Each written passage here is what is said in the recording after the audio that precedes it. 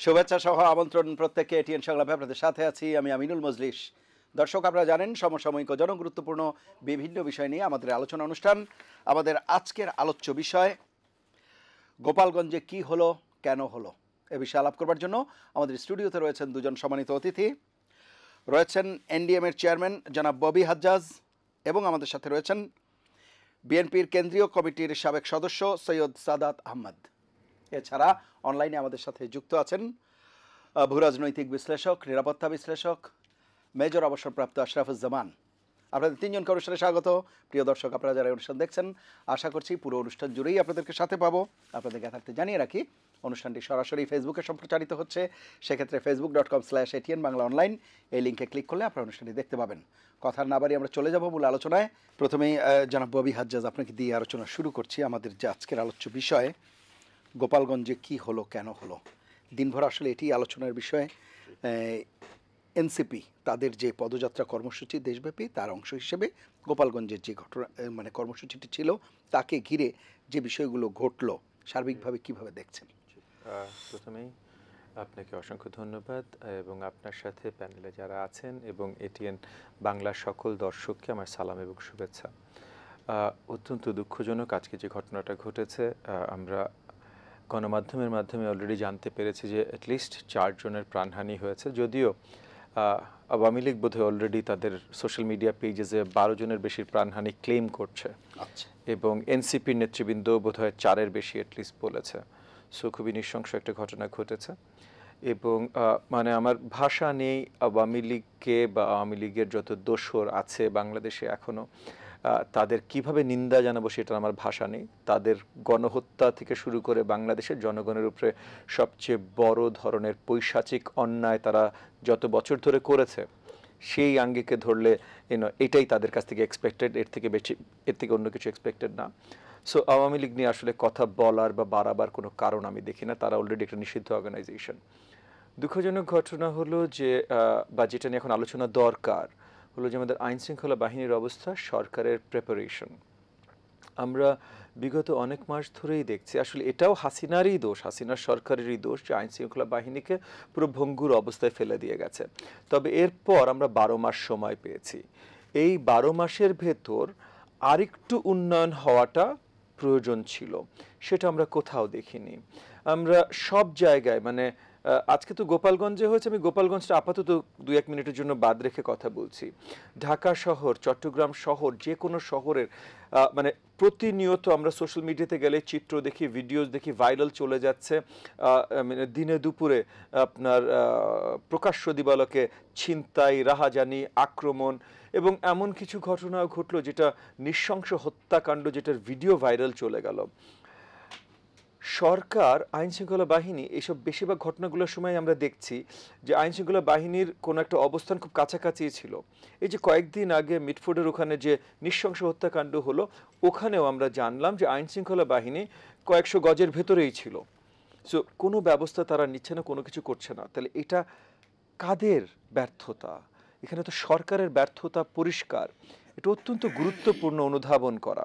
কারণ একটা জিনিস যেটা হয়েছে গত কয়েক মাস ধরে আমরা দেখছি যে কোনো কিছু যখন সরকারের ব্যর্থতা হয়, এটা ধরে অন্য কোনো একটা রাজনৈতিক দল বা রাজনৈতিক গোষ্ঠীর উপরে চেপে দিতে চেষ্টা করা হয়, কিন্তু ব্যর্থতা কিন্তু সরকারের। কারণ আইন শৃঙ্খলা মানে গ্যারান্টি দেবার দায়িত্ব সরকারের, কোনো রাজনৈতিক দল বা কারো না, সে এটা করতেও পারে না। সো গোপালগঞ্জে আজকে না, আজ থেকে আরো 6-7 মাস আগে এই আওয়ামী দোসরদের আক্রমণে যুবদলের এক নেতাকে কিন্তু নৃশংসভাবে হত্যা করা হয়। সরি, মানে আপনার দল, আপনি আরো ভালো জানেন। থ্যাংক ইউ আমাকে পরিষ্কার করে দেওয়ার জন্য। বাট ওটাই মানে বিএনপির বাংলাদেশ জাতীয়তাবাদী দলের কোন একটা অঙ্গ সংগঠন বা সহযোগী সংগঠনের একজন নেতা 14 সেপ্টেম্বর 2024 সো তাকে নৃশংসভাবে হত্যাকাণ্ড তার ঘটায়। কিন্তু তারপর আমরা আইনশৃঙ্খলা বাহিনীর তেমন কিছুই করতে দেখিনি, কোনো বড় রিপারকাশন দেখিনি। এবং ইতিমধ্যে মানে স্পেশালি গত 6-7 মাসে গোপালগঞ্জে তো সবসময় তাদের ঘাঁটি ছিল। গত 6-7 মাসে আমরা দেখেছি ঢাকা শহর থেকে অনেক জায়গায় ছোট ছোট করে আওয়ামী লীগ, ছাত্রলীগ, যুবলীগ মিছিল করা শুরু করেছে। সো আমরা দেখছি ক্রমাগতভাবে আওয়ামী দোসররা বেরিয়ে আসতে চেষ্টা করছে এবং আইন শৃঙ্খলা বাহিনী কিছুই করতে পারছে না, কারণ আইন শৃঙ্খলা বাহিনীকে অন্তর্বর্তীকালীন সরকার ক্ষমতায়ন করতে পারে নাই। এই সময়টাতে ব্যর্থতা ফার্স্ট অ্যান্ড ফরমোস্ট সরকারের। এবার ছোট্ট করে একটু বলতে হবে যে তাহলে এই সময় এইভাবে এনসিপি নেতৃবৃন্দ যখন গোপালগঞ্জে যাচ্ছিল, এর আগে এগেন তারা তরুণ, কিন্তু যেহেতু অফিসিয়ালি ওনারা রাজনীতিতে এসেছেন, অফিসিয়ালি ওনারা ভোটার ময়দানের খেলা খেলছেন, তাহলে আরেকটু ম্যাচুরিটি দেখানোটা গুরুত্বপূর্ণ। আপনি তারা রাজনৈতিক দল, তার প্রপার রাজনৈতিক দল, তারা নিবন্ধন অনুযায়ী অ্যাপ্লাই করেছে।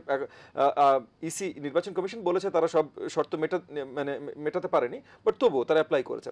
সো গত 2-3 দিন আপনি যদি একটু খেয়াল করে থাকেন, বড়ভাবে কিন্তু সোশ্যাল মিডিয়াতে আলোচনা এসেছিল যে এনসিপি মিছিল নিয়ে যে শেখ মুজিবের যে কবরস্থান গোরস্থান যেটাই বলেন, ওখানে আক্রমণ করতে চেষ্টা করবে। আমি 100% শিওর এনসিপির এরকম কোনো ধরনের চিন্তা চেতনা ছিল না, কোনো প্ল্যান ছিল না বিটু। এটা পরিষ্কারভাবে সোশ্যাল মিডিয়াতে এই কথাটা ছড়ানো শুরু হয়েছিল। সো ছড়ানো যখন শুরু হয়েছে, একটা রাজনৈতিক দল হিসেবে আপনাকেও তো দায়িত্ব নিতে হবে, আপনাকেও তো ম্যাচুরিটি দেখাতে হবে। এমন একটা এলাকা যেখানে আওয়ামী দোসরদের বিশাল ভাণ্ডার, পুরো দেশে আইন শৃঙ্খলা বাহিনী এখনো সঠিক জায়গায় আসতে পারেনি, অন্তর্বর্তীকালীন সরকারের ব্যর্থতা, এবং একটা রিউমার অলরেডি গোপালগঞ্জে ছড়িয়ে গেছে যে আপনারা যাচ্ছেন শেখ মুজিবের গোরস্থানকে, এই যে 32 নম্বরে আপনারা যা করেছেন একই ধরনের জিনিস করতে, আপনারা করতে যাচ্ছিলেন না সেটা ভিন্ন কথা, ওইখানে কথাটা এটা ছড়িয়েছিল। এই সব কিছু জানার পর আপনাদের আরো দায়িত্বশীল হওয়া উচিত ছিল। হয়তো এই কর্মসূচি আপনারা পিছিয়ে দিতে পারতেন, বা এই স্টেটমেন্টটাও এটা তাদেরকে করা উচিত ছিল, কারণ যখন সোশ্যাল মিডিয়াতে এটা এসছে তখন তাদেরকে এটা ক্লারিফাই করা উচিত ছিল, ইমিডিয়েট ক্লারিফিকেশন দেওয়া উচিত ছিল যে না এই ধরনের কোনো কর্মসূচি বা আমাদের এগেন কর্মসূচি, কারণ আমরা করি না ভাই রাজনৈতিক দল হিসেবে। যেমন মনে করেন আমাদের আজকে রাতে কর্মসূচি ছিল, আমার দল এনডিএম আজকে রাতে এই যে জুলাই কেন্দ্রিক কর্মসূচি ছিল, আগামীকাল সকালে জুলাই কেন্দ্রিক কর্মসূচি ছিল, এই প্রত্যেকটা কর্মসূচি আমরা এখন পিছিয়ে দিয়েছি। কেন? কারণ আজকে আমরা হঠাৎ করে নতুন যে অবস্থানে এসেছি, এখন ওই জুলাই কর্মকাণ্ড না, এখন আবার এগুলো বড় ইস্যু হয়ে গেছে। সো তাহলে এই রাজনৈতিক দলকে তো ভাই দায়িত্বশীল হতে হবে। এনসিপি অত্যন্ত দুঃখজনক, কিন্তু তারা সেই দায়িত্বশীল অবস্থান নিজেদেরকে দেখাতে পারছে না। আর সবচেয়ে বড় দোষ আমি বলবো এখনো অন্তর্বর্তীকালীন সরকারের। আমি আসবো আবার আপনার কাছে, আমি একটু শুনে আসি। আমাদের সাথে সৈয়দ সাদাত আহমেদ আছেন। সৈয়দ সাদাত আহমেদ, যে বিষয়টি আমরা আলাপ করছিলাম। অশেষ ধন্যবাদ আমাকে এখানে আমন্ত্রিত করার জন্য, আর ববি হাজত ভাইকেও অশেষ ধন্যবাদ। আর আমি একটু বলতে চাই আমার নিজের অল্প একটু ব্যাকগ্রাউন্ড দিয়ে, জি প্লিজ। যে আমি কিন্তু এই হাসিনা সরকারের গুম খুম আসামির মানে একজন জি ভুক্তভোগী, আর তার উপরে আমি একটা ডিফেন্স ফ্যামিলির বাচ্চা। তো যেটা বলতে গেলে আমাকে বলতে হয় যে এখন আমাদের দেশ মনে করেন ইউনূস সরকারের আন্ডারে, প্রফেসর ইউনূস সাহেব, উইথ অল ডিউ রেসপেক্ট, উনি আমাদের শুধু দেশে না ইন্টারন্যাশনালি বাইরে সব জায়গায় একটা আইকন, একটা ভেরি বিগ নেম, অ্যান্ড আমাদের জন্য ইটস আ প্রাইড। বাট উনি যেই মানে যেই উদ্দেশ্য নিয়ে আসছে, যেটা করতে চেয়েছে, এই 1 বছরে উনি ওটা সফল করতে পারছে না। আর যদি আমি ববি হাজত ভাইয়ের কথা থেকেই ধরে বলি যে 1 বছরে আমাদের এই পুলিশ বাহিনী বলেন বা প্রশাসনে বা আমলাতান্ত্রিক যে কোনো পর্যায়ে কেউ কার্যকর কিছু করছে না। কেন করছে না? বিকজ আপনাকে চিন্তা করে দেখতে হবে যে আমরা সবাই কিন্তু চিন্তিত যে আগামীতে কি হবে।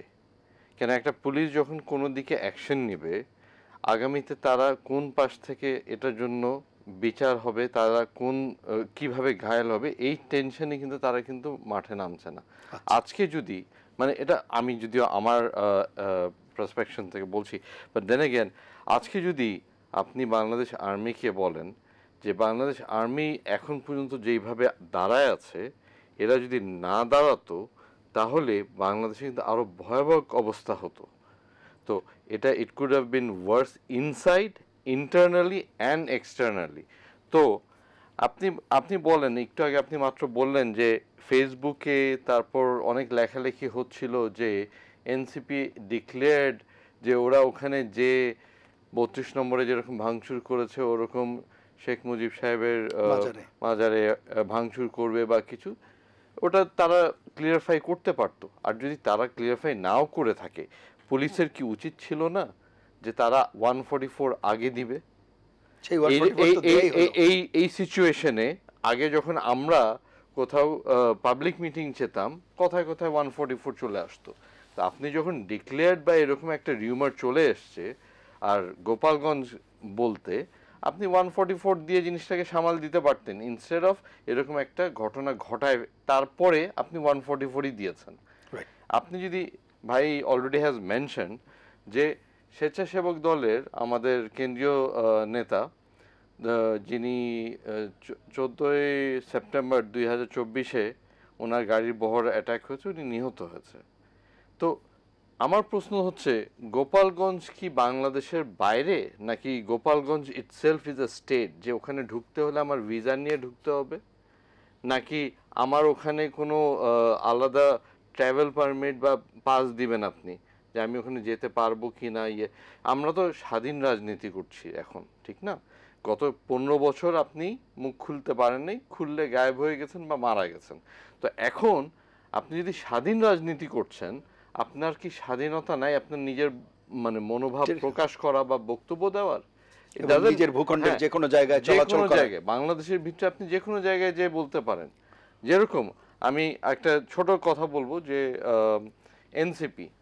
এনসিপি একটা নিজেদেরকে রাজনৈতিক দল হিসাবে পরিচয় দিয়েছে, তারা মুভমেন্টে গেছে, তারা তাদের মিটিং করছে, ববি আজাদ ভাইয়ের নিজের দল আছে।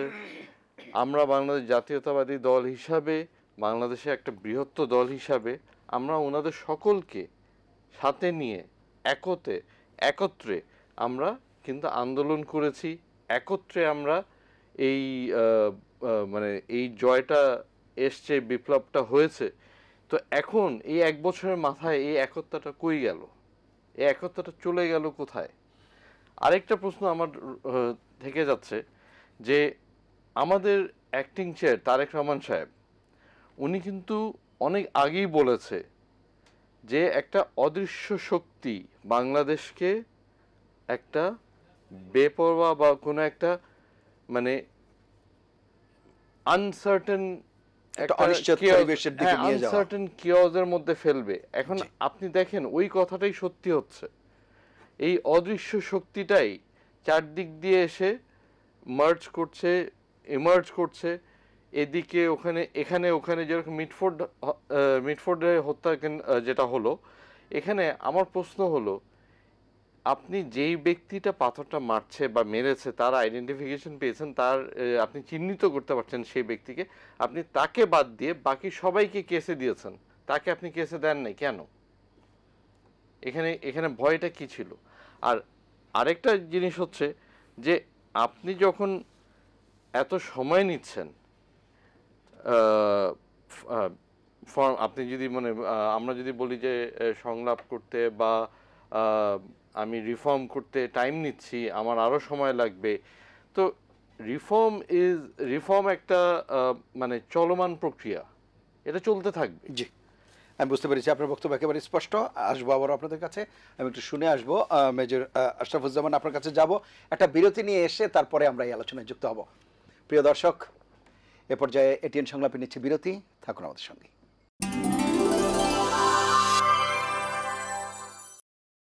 ফিরে এলাম এটিএন সংলাপে, এতক্ষণ সাথে থাকার জন্য ধন্যবাদ।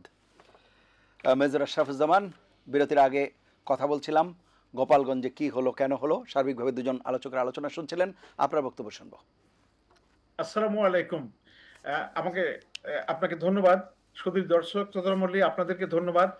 আর সহ আলোচকবৃন্দ, আপনাদেরকে সালাম এবং শুভেচ্ছা। অত্যন্ত দুর্ভাগ্যজনকভাবে আজকে আমাদের শহীদ আবু সাইদের শহীদ দিবস, শাহাদত বার্ষিকী আজকে। আর আজকের দিনে এরকম একটা ঘটনা ঘটলো, এটা অত্যন্ত দুর্ভাগ্যজনক। এবং এই গত মানে 36শে জুলাই এর আজকে হচ্ছে 16ই জুলাই, এই জুলাই এসে এই ধরনের প্রতি বিপ্লবের যে আলামত, সেটা আমাদের জন্য কারোর জন্য ভালো না। আমি অত্যন্ত দুঃখের সাথে বলছি যে এখানে শুধু সরকারকে দোষারোপ করে মনে মনে তৃপ্তি পাওয়ার বা তৃপ্তির ঢেকর তোলা খুব সহজ। আমরা প্রত্যেকেই আমরা নিজেদেরকে প্রশ্ন করতে পারি, আমাদের নিজের অবস্থান থেকে আমরা কতটুকু সরকারকে আন্তরিকভাবে সহযোগিতা করি। আপনি বলতে চাচ্ছেন রাজনৈতিক দলগুলোরও দায় আছে? জি, দায় আছে। কিভাবে? অবশ্যই দায় আছে। জি, আমি সেটাই আসছি। জি প্লিজ। আমাকে যদি আপনি বকা দেন বা তাড়া না, দেন, তাহলে আমি প্লিজ। কথা বলতে পারবো না। ওকে। তো দায় আছে কি? বিপ্লবের পরে আপনি যদি সমস্ত জিনিসগুলো, প্রত্যেকটা বিপ্লব খেয়াল করেন, বিপ্লবের পরে একটা প্রতি বিপ্লব হয়। যেমন আগস্টে 75 আগস্ট, 15ই আগস্টের বিপ্লবের কথা যদি আপনি ধরেন, তারপরে কতগুলো প্রতি বিপ্লব হয়েছে। মানে ওই বছরেই আপনার নভেম্বরে একটা বিরাট ধরনের মুভ হয়েছে, রাইট।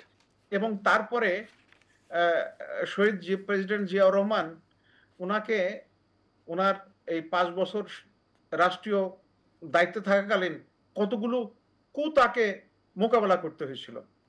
সুতরাং এটা যদি আমরা এই জন্য ঐতিহাসিক জিনিসগুলো আমাদের সামনে আনার দরকার, কাউকে দোষারোপ করার আগে বা কার মানে কার দায়িত্ব নির্ধারণ করার আগে। আচ্ছা। আপনি যদি খেয়াল করে দেখেন যে 75 এর ওই ঘটনার পর থেকে পরবর্তীতে এই 7ই নভেম্বরের পরে অনেক দিন এই ধরনের কোনো বিপ্লব, প্রতি বিপ্লবের মানে সেনাবাহিনীর ভিতরে কিছু হয়েছে, কিন্তু বাইরে ওইভাবে হয়নি। আর আপনি দেখেন, আমি না বললেই না এই তথ্যটা, সেটা হচ্ছে 5ই আগস্ট বিগত সরকার চলে গেলেন, আর 8ই আগস্ট পল্টনে মহাসমাবেশ করে বিরাট মানে নির্বাচন 3 মাসের মধ্যে দিতে হবে বা এই জাতীয় কথা, সম্ভবত আমি যদি ভুল না বলে থাকি, আমাকে ভুল হলে ক্ষমা করবেন। জি। এবং তারপর থেকে নির্বাচনেই সবকিছু সমাধান। আমি খুব দুঃখের সাথে একটা জিনিস জানাচ্ছি যে এপ্রিলে যে বিনিয়োগ সম্মেলন হলো, বিভিন্ন উদ্যোক্তারা আসলেন, সেখানে অনেক দায়িত্বশীল মানুষ এমনভাবে কথা বললেন যে নির্বাচনই একমাত্র সবকিছুর সমাধান।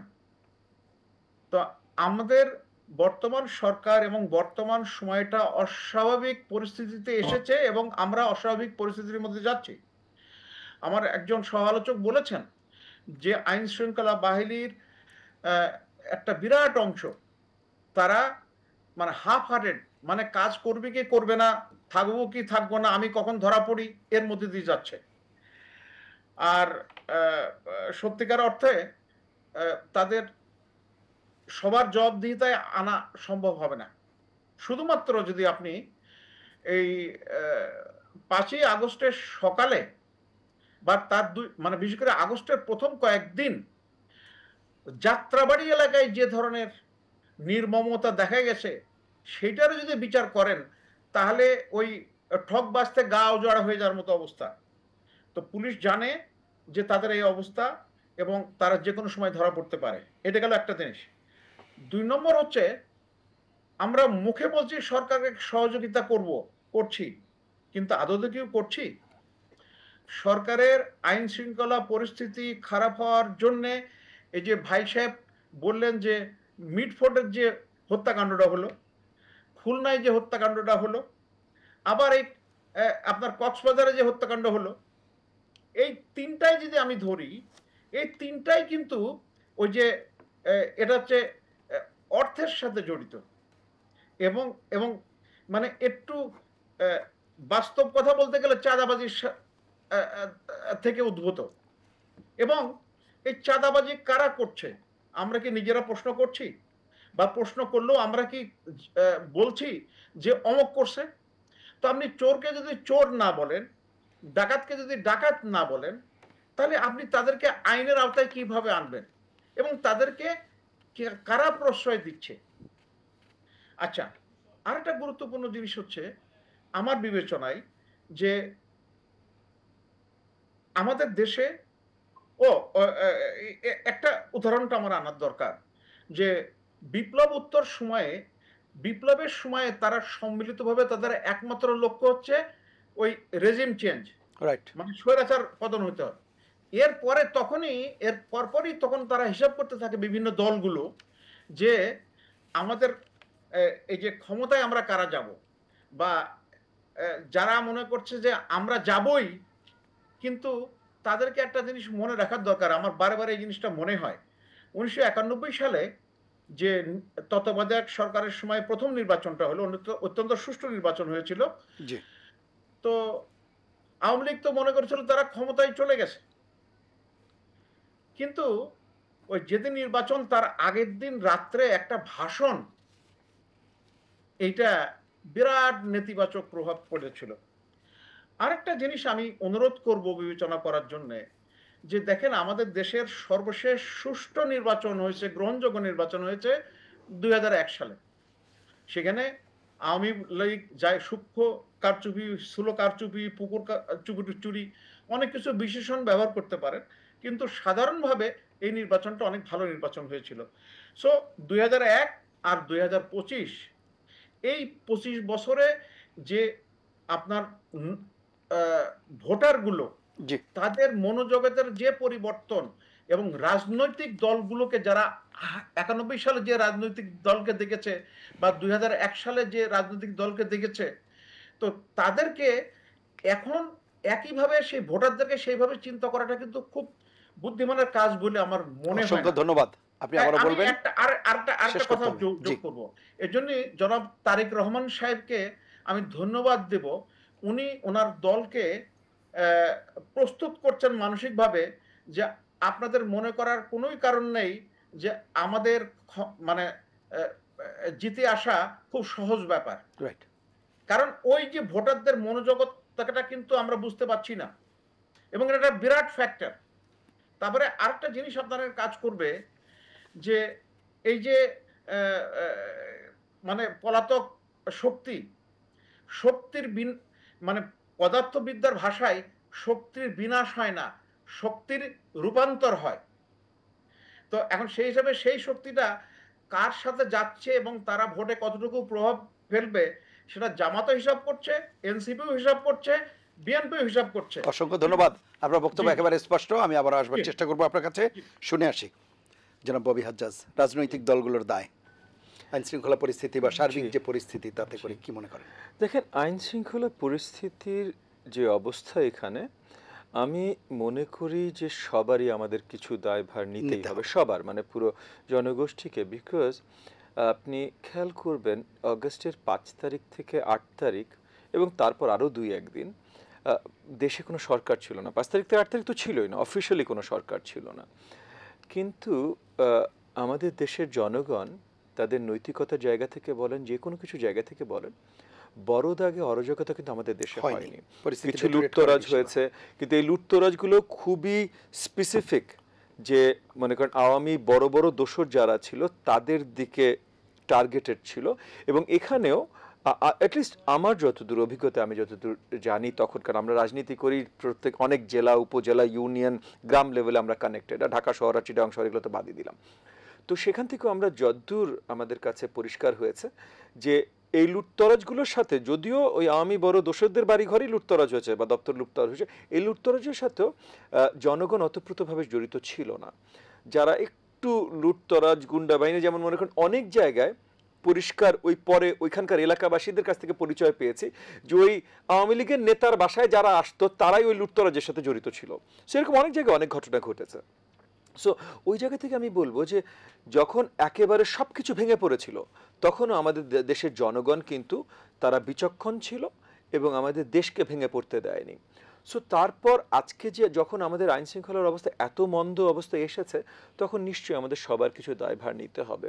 তবে অন্য যাই, আমরা সবাই নিজের আঙ্গিকে দেখতে পারি, কিন্তু বাস্তবতা আমি এই টেবিলটাকে দেখে বিছানা মনে করে শুয়ে পড়তে পারি, কিন্তু বাস্তবতা কিন্তু এটা টেবিল। এটা তো এটার উপরে শোয়া যায়, আপনি বিছানা হিসেবে ব্যবস্থা করতে মানে ব্যবহার করতে পারেন, মানে এটা টেবিল। সো বাস্তবতা হলো যে আইন শৃঙ্খলা সরকারের দায়িত্ব সব সময়, যে কোনো জায়গায়, যে কোনো প্রেক্ষাপটে সরকারের দায়িত্ব। হ্যাঁ, সরকারকে তার কাজ যেন ঠিকভাবে করে, এটার জন্য কনস্ট্যান্টলি অ্যান্ড কন্টিনিউয়াসলি পুশ করা রাজনৈতিক সব দলের দায়িত্ব। এই জায়গাটায় হয়তো রাজনৈতিক দলগুলো অনেক ব্যর্থতা আছে। রাজনৈতিক দলগুলো মানে আমরাই, আমি, ভাইয়ের দল, যত দল আছে, হয়তো গত 12 মাসে অন্তর্বর্তীকালীন সরকারকে এনাফ পুশ করতে পারেনি যে তারা আইন শৃঙ্খলা বাহিনীকে জায়গা মতো আনবে। কারণ এগেন আমি আপনাকে বলছি যে হাসিনার সরকার পুরো ভঙ্গুর অবস্থা রেখে গেছিল, কিন্তু সেই অগাস্ট মাস থেকে অন্তর্বর্তীকালীন সরকারের সাথে আমরা যখন আলোচনায় বসেছি বারবার করে আমরা বেশ কিছু জিনিস তাদেরকে বারবার করে বলেছি যে জুলাই আন্দোলনে যে তরুণরা সম্পৃক্ত ছিল তাদেরকে ব্যবহার করে কমিউনিটি পুলিশ প্রত্যেকটা থানায় দিয়ে দেয় ডেপুটাইজ করে, যেটা আমাদের ওই যে পুলিশ অ্যাক্টের ভিতরে পড়ে, মানে আমাদের আইনে অলরেডি আছে। সো এইটা করে দেয়া। সো প্রত্যেক কমিউনিটি পুলিশিং তখন ইউজ হয়েছে না, আমরা বৃহত্তরভাবে এটা করিনি, এবং কমিউনিটি পুলিশিং যতদূর ইউজ হয়েছে সেটাও থানার বাইরে হয়েছে, মানে এটা ভলান্টিয়ারিং হয়েছে, যে থানা ডেপুটাইজ করে কমিউনিটি পুলিশিং হয় নাই। সো এটার প্রয়োজন ছিল।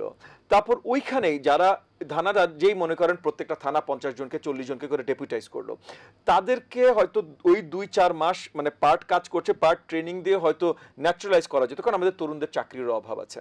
একই সাথে প্রজ্ঞাপন জারি করে বা লাইক অর্ডিন্যান্সের মাধ্যমে তারা পুলিশ অ্যাক্টের কিছু চেঞ্জ ইমিডিয়েটলি আনতে পারতো, পরে যে র্যাটিফাই করা যাবে, আইন আসবে বা কোর্টে যাবে, বাট ইমিডিয়েটলি আনা যেত।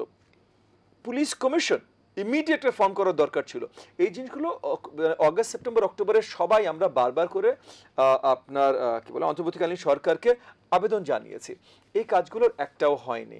সো এটা অত্যন্ত গুরুত্বপূর্ণ মনে রাখা। এগেন দায়িত্ব অন্য কারণ না, আপনি এখন অনেকে এক একটা ঘটনা আখ্যায়িত করে বলতে চেষ্টা করে এটা এই দলের দোষ ওই দলের দোষ। আমি মানা করছি না, যদি আমার দলের এনডিএম এর কেউ কোনো ধরনের অরাজকতা বা দুষ্কৃতির সাথে জড়িত থাকে তাহলে কিছু দায়ভার আমাকে নিতে হবে ভাই, দলকে নিতে হবে। হ্যাভিং সেড দ্যাট, আপনি যদি বলেন দলের কাজ আইন শৃঙ্খলার কাজ করা, তাকে নিয়ে উঠিয়ে জেলে ভরা বা তাকে পানিশমেন্ট দেয়, এটা তো তাহলে তো আমিও আইন বহির্ভূত কাজ করছি। দল অ্যাট লিস্ট হয়তো বহিষ্কার করতে পারে, দল বহিষ্কার করতে পারে, সাংগঠনিক ব্যবস্থা নিতে পারে, এবং দল হয়তো মানে আইন শৃঙ্খলাকেও আবেদন জানাইতে পারে যে আপনারা ব্যবস্থা নেন, কিন্তু ওই আইন শৃঙ্খলা বাহিনীর যে ব্যবস্থা এটা কোনো দল নিতে পারে না, সেই ভূমিকা তো আর সে যেতে পারে না, সেই ভূমিকা সে যেতে পারে না। এবং এই যে চাঁদাবাজি বা এই কিছু হচ্ছে, এবং হচ্ছে ভাই বিশাল ভাবে হচ্ছে, মানে প্রত্যেকটা ইউনিয়ন লেভেল থেকে আমরা শুনছি যে বিশাল আকার চাঁদাবাজি হচ্ছে, এবং বেশিরভাগ সময় যারা করছে তাদের কোনো না কোনো দলীয় পরিচয় আছে, এবং এই এর মধ্যে যেই দলগুলোর নাম সবচেয়ে বেশি শোনা যায় তাদের দলীয় পরিচয় আছে, ঠিক আছে, কিন্তু ওই দল তো তাদেরকে মানে লেলিয়ে দেয়নি। তাহলে আইন শৃঙ্খলা বাহিনীর তো কাজ, আইন শৃঙ্খলা বাহিনী যদি তাদেরকে অ্যারেস্ট করে নিয়ে যায়, যদি তুলে নিয়ে যায়, যদি আইন শৃঙ্খলা বাহিনী অ্যাক্টিভ হয়, মেইন প্রবলেমটাই তো আইন শৃঙ্খলা বাহিনী অ্যাক্টিভ না। তারপর আরেকটা কথা এসে আমি ছোট্ট করে একটু অ্যাড্রেস করিনি, অনেকেই বলছেন যে রাজনৈতিক দলগুলো সরকারকে সহযোগিতা করছেন না। তারা যদি পরিষ্কার করতে পারতেন কোন কোন জায়গায় আর রাজনৈতিক দলগুলো সহযোগিতা করতে পারে, তাহলে নিশ্চয়ই আমরাও আমাদের প্রচেষ্টাটা আরো মজবুত করতাম। কারণ সরকারের যখন সহযোগিতা লেগেছে, দ্রব্যমূল্য কন্ট্রোল করার জন্য বাজারে রাজনৈতিক দলদের যখন নামতে বলেছে, কোনো দল নেই। এখন আমাদের অনেক দলের ভিতরে ভাইয়ের দল আমার দল হয়তো আমরা কোয়ালিশনে আছি, অনেক দলের সাথে আমরা কোয়ালিশনে নাই, আমরা হয়তো বিপরীতে আছি, কিন্তু যখনই সরকার ডাক দিয়েছে, জামাত বলো, বিএনপি বলো, এনডিএম বলো, দলের নাম যেটাই বলো না কেন, সরকারের ডাকে সাড়া দিয়েছি আমরা প্রত্যেকবার। আমরা একে অপরের ভিতরে আমাদের ভিতরে একে অপরের ভিতরে একটু ঝাগড়াঝাটি থাকবেই ভাই, আমরা নির্বাচনে যাচ্ছি, প্রতিদ্বন্দ্বিতা থাকবে না। আমি যদি সবাইকে যে আমার প্রতিদ্বন্দ্বী দলের কথা বলি, ওরা কিন্তু খুব ভালো, তাহলে ভোট আমাকে কেন দিবে, তাহলে তাকেই দিবে। সো আমাদের ভিতরে প্রতিদ্বন্দ্বিতা থাকবে, কিন্তু সরকার যখনই ডেকেছে, মানে আজকে যেই কথা বলুক, একটা প্রমাণ দিয়ে যদি দেখাতে পারে, কথা আমরা অনেক বলতে পারি। অসংখ্য ধন্যবাদ, কিন্তু প্রমাণ দিয়ে দেখাতে আসবো আমি সৈয়দ সাদাত আহমেদ, আমি আপনার কাছেও আসবো, একটা বিরতি নিয়ে আসতে হবে। প্রিয় দর্শক, এটিএন সংলাপে পর্যায়ে নিচ্ছি আরো একটি বিরতি, থাকুন আমাদের সঙ্গে।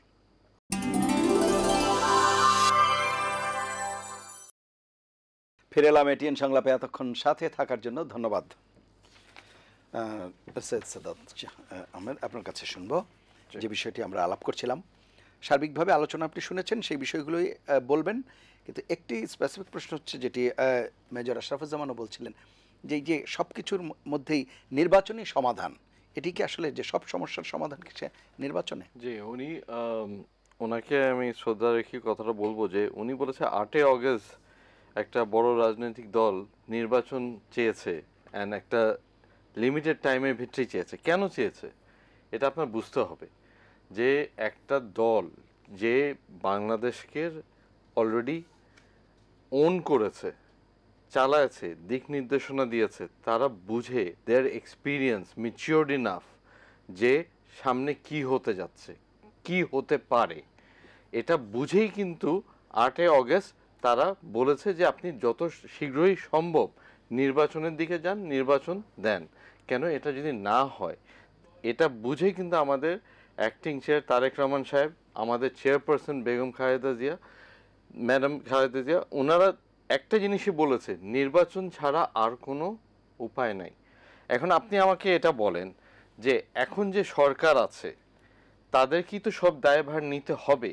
ববি হাজার সাহেব যেরকম বলেছে যে তাদের যদি হেল্প লাগে আমাদেরকে বলতে পারে, আমরা করতে পারি, কিন্তু তাই বলে আমরা কিন্তু সরকার না, আমরা কিন্তু ব্লেমটা নিব না। আর এখন আপনি যদি দেশ মানে নেশন বিল্ডিংয়ে যান, তাহলে stop the blame game, stop the blame game, let's go for the election. আপনার ইলেকশন দিতে ভয় কোথায়? আপনি ইলেকশন দিতে এত ডিলে করছেন কেন? আপনার রিফর্ম হতে থাকবে, চলতে থাকবে। আপনি মানে এটা তো একটা সাধারণ জনগণের রাইট। আমরা এখানে যতগুলো দল আছে আমরা সবাই এত বছর পরে জনগণের ভোট দেওয়ার যে অধিকার এটাই নিশ্চিত করতে চাচ্ছি।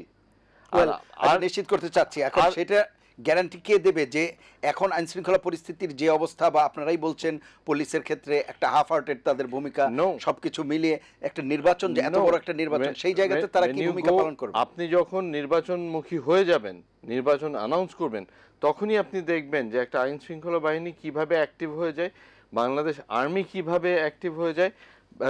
তখন প্রত্যেকটা রাজনৈতিক দল তারা তাদের প্রত্যেকটা জেলা উপজেলা সব জায়গায় সবাই কিন্তু অ্যাক্টিভ হয়ে যাবে নিজেদের নির্বাচন, তখন ফোকাসটা থাকবে নির্বাচনের। রাইট। অ্যান্ড একই সাথে আমাকে এটা বলতে হচ্ছে যে আপনি যদি বলেন যে হ্যাঁ ইলেকশন ছাড়া কি এই সরকার করতে মানে এই যেভাবে চলতে পারে না, এদের সময় দেওয়া যায় না, আমার প্রশ্ন থাকবে এখন যে সরকার আছে তারা কি জাতির প্রতিনিধি, জাতি দ্বারা ইলেক্টেড প্রতিনিধি? আমি আপনাকে একটা কোয়েশ্চেন করব।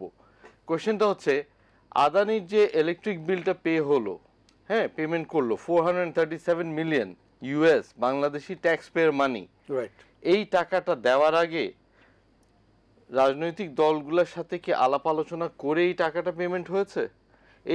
এই পেমেন্টটা করার আগে জনগণকে কি জিজ্ঞেস করা হয়েছে, জনগণের ম্যান্ডেট নেওয়া হয়েছে, হ্যাঁ কি না নেওয়া হয়েছে? তো আপনি জনগণের কোন প্রতিনিধি যে আপনি একা ডিসাইড করছেন যে আপনি এই পেমেন্টটা করে দিবেন?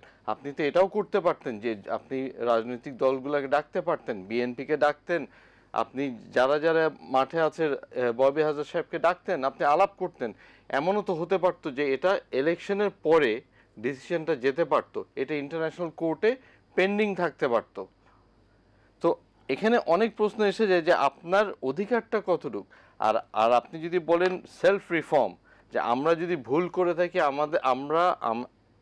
জনাব তারেক রহমান সাহেব আমাদেরকে প্রত্যেক দিন, প্রত্যেকবার, প্রত্যেক সময় সে ননস্টপ বলে যাচ্ছে ভেবে নিয়েন না যে আপনারা সরকার গঠন করে ফেলেছেন, ভেবে নিয়েন না যে আপনারা ইলেকশন জিতে গেছেন। এটা আমাদের মাইন্ডসেটে বুঝাই দিয়েছে উনি যে আমরা আজকে যা করব এটা রিফ্লেকশন আমরা ইলেকশনে পাবো। সো আমাদেরকে বুঝে শুনে পা ফেলতে হবে, স্টেপ নিতে হবে। আমাদের দলের ভিতরে কিন্তু রিফর্ম চলছে। আমরা যখনই যেখান থেকে যেরকম মিসকন্ডাক্ট পাই, কোনো কমপ্লেন আসে, প্রুফ আসে, এটা রিচেক হয়, চেক হয়। আপনি জানেন কি না আমি জানি না, আজকে পর্যন্ত জনাব তারেক রহমান সাহেব ৩৫০০ কর্মী নেতা সবাইকে কিন্তু এক্সপেল করেছে। তো ৩৫০০ আমাদের মতো একটা বৃহত্তর বিএনপি বাংলাদেশ জাতীয়তাবাদী দল, একটা বৃহত্তর রাজনৈতিক দল ৩৫০০ কর্মী নেতাকে ওয়ার্নিং দিয়েছে, এক্সপেল করেছে। এটা কিন্তু অল্পখানি কথা না, আর এটা সামনের দিকে আরও হবে। কেন? আপনি যদি ইলেকশন আরও দীর্ঘায়িত করেন অনেক কিছু হবে। এখন আপনি পরে দোষ চাপাবেন আমার উপরে, দোষ চাপাবেন ওনার উপরে, ওটাই আমি বলছি, ব্লেম গেমটা খেলেন না। আর আপনি যে নিয়ন্ত্রণ হারায় ফেলছেন, এটা তো আজকে আপনার গোপালগঞ্জের এটাই একটা এক্সাম্পল, আপনার মিটফোর্ড একটা এক্সাম্পল। সো এখন আমার একটা হচ্ছে যে আপনার নির্বাচন যদি দেন, আপনি মনে করছেন যে নির্বাচনে আপনি এখানে কি কিছু হারায় ফেলবেন, বা কেউ এখানে বেনিফিশিয়ারিরা কি কম বেনিফিটেড হবে? একটা নির্বাচিত সরকার যখন আসবে, প্রশাসন তখন অনেক কিছু ট্যাকেল দিতে পারবে, কেন তারা জবাবদাহি করার জন্য একজনকে পাবে যে হ্যাঁ একটা নির্বাচিত সরকার আছে যে আমাকে প্রশ্ন করবে, যেখানে আমি যার কাছে আমি দায়ভার বুঝাই দিতে পারবো যে হ্যাঁ আমি আমার দোষ, এটা আমি এটা ভুল করেছি বা এটা রাইট করেছি। তা আপনার নির্বাচন ছাড়া আর কোনো ওয়ে নাই। তা আপনি এখানে অন্য কোনো আর এক্সকিউজ এনে যে আপনি পিআর সিস্টেম, আপনি ইলেকট্রাল সিস্টেম, আপনি যেটাই বলেন, আমার প্রশ্ন হবে পুরা বাংলাদেশ শিক্ষাগত যোগ্যতা কি ওই মানে যে আপনি জনগণকে পিআর সিস্টেম বুঝাতে পারবেন? ধরে নেন আমি আর ববি হাজার সাহেব একই এলাকায় ইলেকশন করলাম, উনি বিপুল ভোটে জিতলো, কিন্তু আমি মেজরিটি ইয়েতে ক্যালকুলেশনে আমাকে ইলেক্টেড করে দিল, আমাকে তো গণপিটানি দিয়ে মানুষ মেরে ফেলবে। আপনি মানুষকে বুঝাবেন কি করে? তা why you talking about something যেটা আপনি এখনো করতে পারবেন না? এটা রিফর্ম হবে ইন ফিউচার, এটা চলবে। এটা আমাদের দেশের জন্য আপার হাউস লোয়ার হাউস দরকার কি না এটা পরের ব্যাপার। জি, অসংখ্য ধন্যবাদ। আমরা শুনে আসি মেজর আশরাফুজ্জামান। অনেক ধন্যবাদ। আমি আমার এই ভাইকে একটু অনুরোধ করি, 2001 সালে ভূমিধস বিজয়ে বিএনপি আসছিল, জামাত সাথে ছিল, তারপরে আরো দুটো দল ছিল। আপনি আমারে বলেন তার ভিতরে কি 21শে আগস্টের গ্রেনেড হামলা হয়নি? হয়েছে। এবং গ্র্যান্ড হামলা ওয়াজ আ সেটআপ। জি, সরি, আপনি আপনি একটু প্লিজ আপনার সময় আপনি বলবেন। সরি। আপনি আমাকে গোতা মেরেন না দয়া করে। আমি গোতা মারা খুব ভয় পাই। তো এটা গেল। আরেকটা জিনিস হচ্ছে এই 1991 সালে আমাদের ইতিহাসে বলা হয় দেশের ইতিহাসে সবচেয়ে সুষ্ঠু নির্বাচন। তো সেখানে 173 দিন হরতাল করে আ আ তৎকালীন সরকারকে নাস্তানাবুদ করে নাই। জি, তার ভিতরে মাগুরার ইলেকশনের কথা মনে আছে? তো এখন আমি ওই আমাকে সেদিন একজন বলছিল, এই আলোচনা করছিলাম। উনি বেশ রসিক মানুষ। আমার বলল যে, "ভাই।" মেজর আশরাফুজ্জামান, আমি একটু যুক্ত করি, আপনিই বলবেন। জাস্ট একটু জি। যুক্ত করি, সরি টু ইন্টারাপ্ট। সেটা হচ্ছে 91 এবং 2001-এর বিএনপি। আপনি তো বলছেন যে মানুষের মনোজগতে একটা পরিবর্তন এসেছে। আপনার কি মনে হয় না যে রাজনৈতিক দলগুলোর ভেতরেও এই পরিবর্তনটা এসেছে? এবং যে কথা আপনি বলছিলেন যে বিএনপির ভারপ্রাপ্ত চেয়ারম্যান তারেক রহমান যেরকম বলছেন, তার কর্মীদের ভেতরে সেই মানে মনোজগতে পরিবর্তন আনার চেষ্টা করছেন। তো রাজনৈতিক দলগুলোর ভেতরেও তো পরিবর্তন আসবার কথা। সুতরাং 91-তে কি হয়েছে কিংবা 2001-এ কি হয়েছে, আপনি কেন মানে আশঙ্কা করছেন যে সেরকম ঘটনাই ঘটবে আগামীতে? এখন আমি ঘরপোড়া গরু ও আ সিঁদুরে মেঘ দেখে ভয় পাই না যদিও।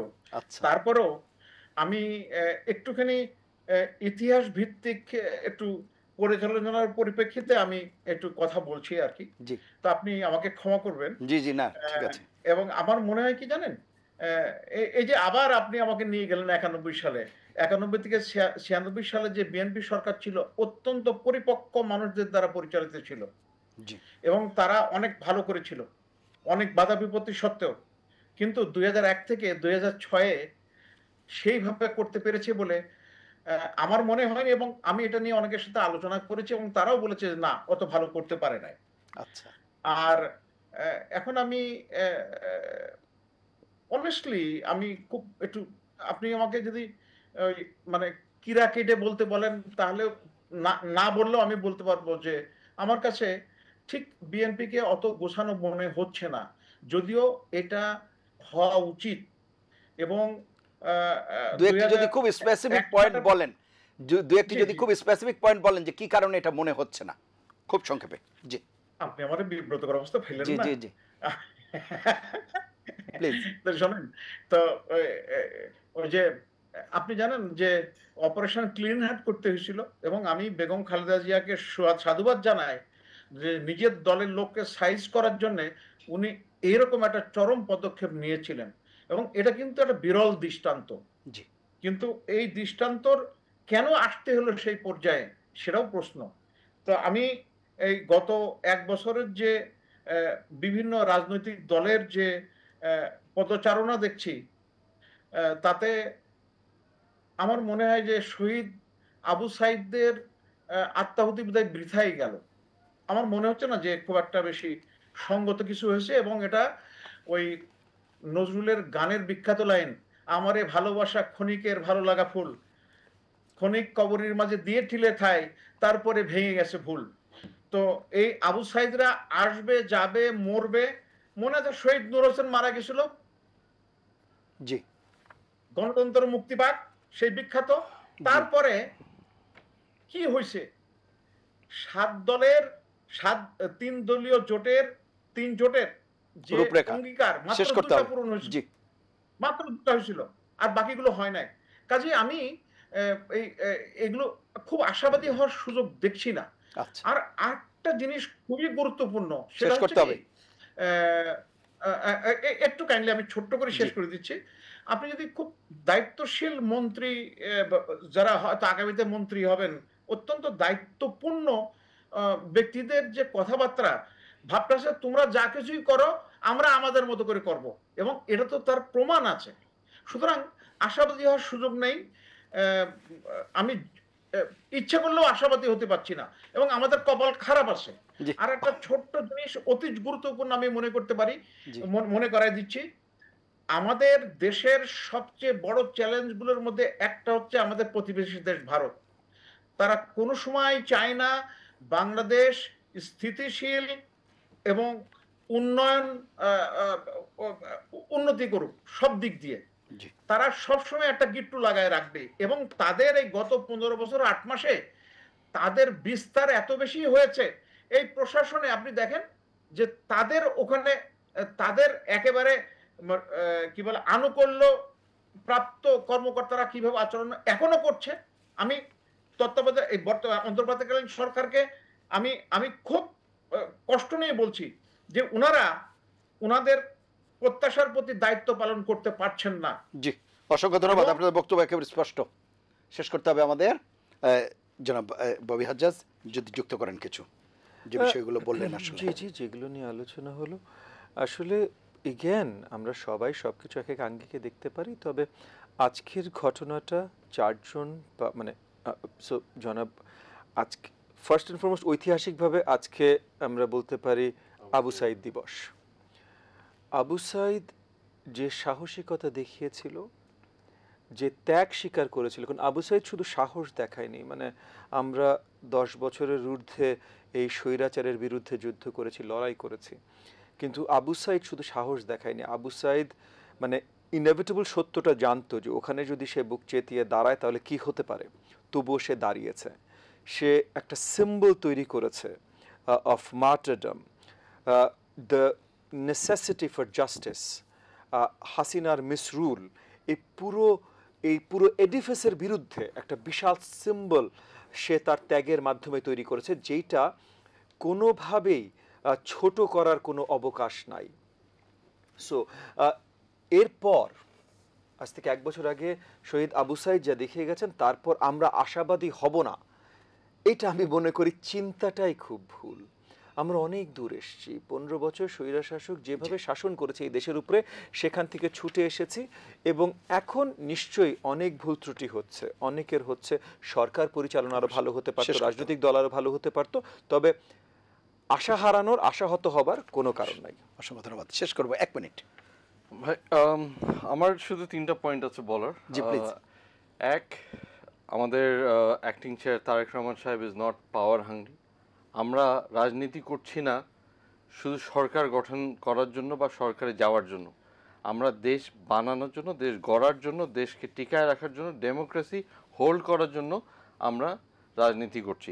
তারেক রহমান সাহেব কিন্তু পিন পয়েন্ট করে অনেক আগে আশঙ্কা করেছে যে তৃতীয় শক্তি, একটা অদৃশ্য শক্তি আমাদেরকে ডিস্টার্ব করবে। 1, 2, আপনি যদি আজকে আবু সাইদ সাহেবের দিবস, খুবই মর্মাহত এন্ডিং, কিন্তু আপনাকে বুঝতে হবে এই আন্দোলনটা শুধু এই ছাত্র আন্দোলন দিয়েই আপনি বিপ্লব ঘটান নাই। এটা আপনি শুরু করেছেন হেফাজত থেকে, পিলখানা থেকে, গুম খুন থেকে, অ্যান্ড শেষ পর্যন্ত যখন পিঠ থেকে গেছে, বাচ্চারা রাস্তায় নেমেছে, মা বোনরা নেমেছে। আর আমার লাস্ট কথা যে আমি নিজে আয়নাঘর থেকে ফেরত এসেছি, আমি মনে করিনি আমি আমার বাচ্চাদের দেখবো, আমার বউকে দেখবো, আমার বাপ মাকে দেখবো। তাহলে আমি তো আশা হারাই নাই, আমি তো এখনো আশাবাদী। বাংলাদেশের জাতি এখনো আশাবাদী, আমরা এখনো আশা দেখি। আমরা কেন আশা ছেড়ে দিব? আর আমরা ধন্যবাদ আপনাদের তিনজনকে। কেন কথা বলবো? জি, অসংখ্য ধন্যবাদ আপনাদের তিনজনকে অনুষ্ঠানে অংশ নেওয়ার জন্য। আমরাও আশাবাদী হতে চাই। প্রিয় দর্শক, এই ছিল আজকের এটিএন সংলাপ। পরবর্তী অনুষ্ঠান দেখার আমন্ত্রণ জানিয়ে বিদায় নিচ্ছি। সবাই ভালো থাকবেন, সুস্থ থাকবেন, আশা করি এটিএন বাংলার সঙ্গেই থাকবেন। আল্লাহ হাফেজ।